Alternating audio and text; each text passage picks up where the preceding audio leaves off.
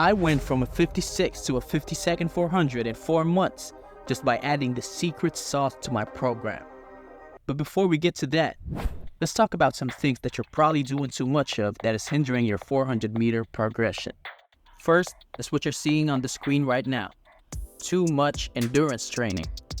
If you want a faster 400, you got to cut down on the long distance running. Like, what are you trying to endure? The 400 is a sprint, not an endurance nor a hybrid event. The 800 is the hybrid. Now this is optional, but I suggest eliminating even the over distance sessions. You know, the 600s, 500s, all that. I just feel like there's better things to do with your time. Namely, resting and that secret sauce. More on that later.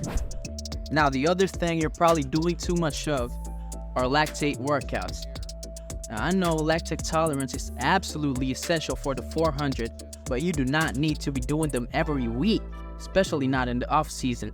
So I've seen people doing that. It's what I'd call unnecessary torture.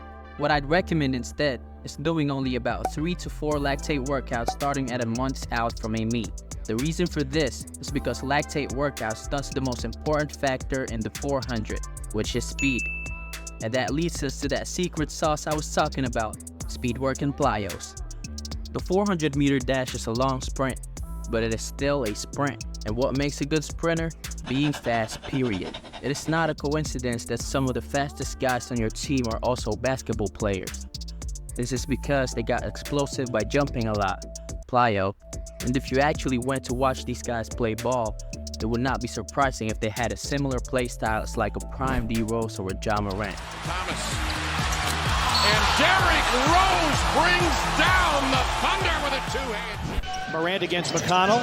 Pick and roll. Morant. Oh! Now pair that up with 2 to 3 max effort sprint sessions per week, and you build something called a speed reserve.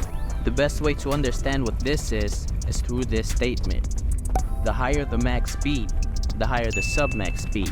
Now in order to run a 50-second 400, you need to be averaging a speed of approximately 17.8 miles an hour for the whole race. But if you're reaching speeds of, let's say 24 miles an hour on your 10-20 meter flies at practice, then maintaining 17.8 for 400 meters shouldn't be as hard to do. This is what speed reserve is. And you cannot achieve this by constantly doing sub-max and long slow distance in practice. So basically just build a healthy speed and plyo foundation rather than one based in aerobic fitness, and watch not only your 400 but all your sprinting event times drop.